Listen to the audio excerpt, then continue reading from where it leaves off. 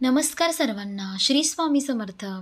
या व्यक्तींना करू नये वाकून नमस्कार, जीवनात होईल हाहाकार. अशा कोणत्या व्यक्ती आहेत ज्यांना वाकून नमस्कार करू नये? चला तर मग पाहूया. या लोकांना कधीही स्पर्श करू नका. आपल्याला लहानपणापासूनच शिकवलेले गेलेले आई वडील किंवा मोठ्या व्यक्तींना वाकून म्हणजे त्यांच्या पायाला हाताने सलामी दिली आहे. पण तुम्हाला माहिती आहे, शास्त्रात असे सांगितले आहे की या व्यक्तीच्या पायाला स्पर्श करणे अशुभ मानले जातं. योग्य व्यक्तींना चरण स्पर्श करताना काही नियम आहेत, अन्यथा तुम्ही पापाचे धनी होऊ शकता. चला तर मग पाहूया कोणत्या व्यक्तीच्या पाया पडू नये, तसेच या संदर्भातील काही नियम आहेत. चला तर मग पाहूया. भारतीय परंपरेनुसार आई वडील किंवा मोठ्या व्यक्तींना वाकून म्हणजे त्यांच्या पायाला हात लावून नमस्कार करावा. हा संस्कार बालपणापासून केला जातो. आपल्याकडे तिन्ही सांजेला दिवे लागणी, प्रवासाला निघताना अगदी नवीन कपडे परिधान केल्यावर विविध प्रसंगी घरातील मोठ्या व्यक्तींच्या पाया पडण्याची पद्धत आहे.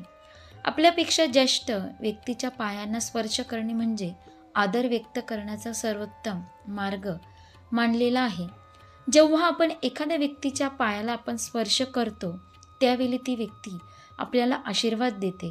हे आशीर्वाद आपल्याला जीवनात मार्गक्रमण करण्यासाठी फलदायी असतात. तसेच आयुष्यात यश, आनंद आणि शांती घेऊन येतात. म्हणून तर आपण देवदेवता, संत, महात्मे, गुरु आणि ज्येष्ठांच्या पाया पडून त्यांचे आशीर्वाद घेतो. पण पायांना स्पर्श करण्याची पद्धत योग्य असली पाहिजे. शास्त्रात हे देखील सांगितले आहे की व्यक्तीच्या पायांना कधी आणि कसे स्पर्श करू नये. जर तुम्ही कोणाच्या पायाला स्पर्श करत असाल तर या गोष्टींची विशेष काळजी घ्या. 1. मंदिरात देवासमोर कोणाच्याही पाया पडू नका. तुम्ही मंदिरात आहात किंवा देवाच्या मूर्तीसमोर उभे आहात तर कोणाच्याही पायाला हात लावू नये, असे शास्त्रात सांगितले आहे. शास्त्रानुसार भगवंतापेक्षा मोठा कोणी नाही. म्हणून जर तुम्ही देवाच्या मूर्तीसमोर असाल तर प्रथम देवाच्या चरणांना स्पर्श करा. तसेच मंदिरात तुमच्यापेक्षा मोठ्या व्यक्ती किंवा वडीलधारी व्यक्ती तुम्हाला भेटली तर त्याच्या पायांना हात लावू नका. तुमची खूप इच्छा आहे त्यांना नमस्कार करण्याची तर फार तर तुम्ही हात जोडून त्यांचे स्वागत करू शकता. 2. झोपलेल्या व्यक्तीला नमस्कार करू नये. शास्त्रानुसार झोपलेल्या व्यक्तीची ऊर्जा वेगळी असते आणि ती ऊर्जा जी व्यक्ती जागी आहे त्याच्या ऊर्जेशी जुळत नाही. झोपलेली व्यक्तीची ऊर्जा सुप्त असते आणि तो त्यावेळी फक्त त्याच्या अवचेतन मनाशी जोडलेला असतो. अशा स्थितीत जेव्हा तुम्ही एखाद्याच्या पायाला स्पर्श करता तेव्हा तुम्ही अशी ऊर्जा शोषून घेता ज्याचा तुमच्यासाठी काही उपयोग होत नाही. आणि जर झोपलेल्या व्यक्तीच्या मनात किंवा त्याच्या स्वप्नात काही चुकीचे विचार चालू असतील तर ते तुमचे नुकसानही करू शकतात. झोपलेल्या व्यक्तीच्या शरीरात असलेली ऊर्जा देखील नकारात्मक असू शकते, ज्यामुळे नकारात्मक ऊर्जा तुमच्या शरीरातही प्रवेश करू शकते. यामुळे पायाला स्पर्श करणारी व्यक्ती आणि ज्याच्या पायाला स्पर्श केला जात आहे अशा दोघांनाही हानी होऊ शकते. म्हणून झोपलेल्या व्यक्तीच्या पायाला हात लावून नमस्कार करू नये. पायांना स्पर्श करण्यासाठी योग्य स्थितीचा अवलंब करणे महत्त्वाचे असून त्यामुळेच पायांना योग्य प्रकारे स्पर्श कसा करायचा याचा नियम केलेला आहे. 3. भोजन करत असलेल्या व्यक्तीला नमस्कार करू नका. जेव्हा एखादी व्यक्ती भोजन करत असते तेव्हा त्या व्यक्तीला नमस्कार करू नये, कारण त्यावेळी अन्न हे सर्वात मोठे आहे. आणि तुम्हाला माहीत असेलच की जेवणापूर्वी वदनी कवळ घेता असे म्हणून पानात वाढलेल्या अन्नाला नमस्कार करून आपण भोजनाला सुरुवात केलेली असते. जेवणाच्या स्थिती अन्नाशिवाय काही मोठे नाही आणि जर अशा अवस्थेत त्या व्यक्तीला नमस्कार केला तर जेवणारी व्यक्ती आशीर्वाद देऊ शकत नाही, कारण उजव्या हाताने आपण आशीर्वाद देत असतो.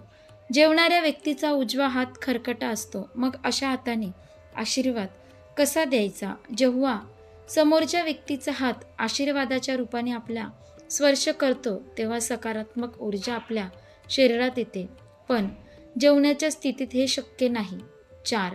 स्मशानातून आलेल्या व्यक्तीला नमस्कार करू नका. स्मशानातून परतणाऱ्या व्यक्तीच्या पायांना स्पर्श करू नये असे शास्त्रात सांगितले आहे. अंत्यसंस्कारातून परतल्यानंतर त्या व्यक्तीच्या सभोवताली नकारात्मक ऊर्जेचा सहवास काही प्रमाणात झालेला असतो. समजा अशा व्यक्तीच्या पायाला आपण स्पर्श केला तर त्यांच्याकडील नकारात्मकता आपल्यात येऊ शकते. म्हणून स्मशानातून परतणाऱ्या व्यक्तींना चरणस्पर्श करू नये. 5. जावयांकडून नमस्कार करून घेऊ नये. शास्त्रात सांगितले आहे की जावयाकडून तुम्ही चरणस्पर्श करून घेऊ नका. असे केल्यामुळे तुमचे पुण्य नष्ट होते. विवाह विधीमध्ये जावयाचे पाय धुतले जातात. आपल्या शास्त्रात जावई हा विष्णू स्वरूप आहे असे मानले जाते. म्हणूनच जावयाने फक्त सासऱ्यांना हात जोडून नमस्कार करावा आणि सासऱ्यांनी त्याला आशीर्वाद द्यावा. 6. या व्यक्तीकडून नमस्कार करून घेऊ नका. कुमारिका या देवी स्वरूप असतात. आपण नवरात्रात कुमारिका पूजन करतो. म्हणून मुलीकडून चरणस्पर्श करू नका.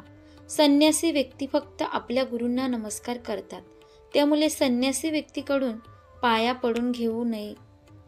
अशा प्रकारे आपण पाहिलं कोणत्या व्यक्तीच्या पाया पडू नये, तसेच या संदर्भातील नियम काय आहेत.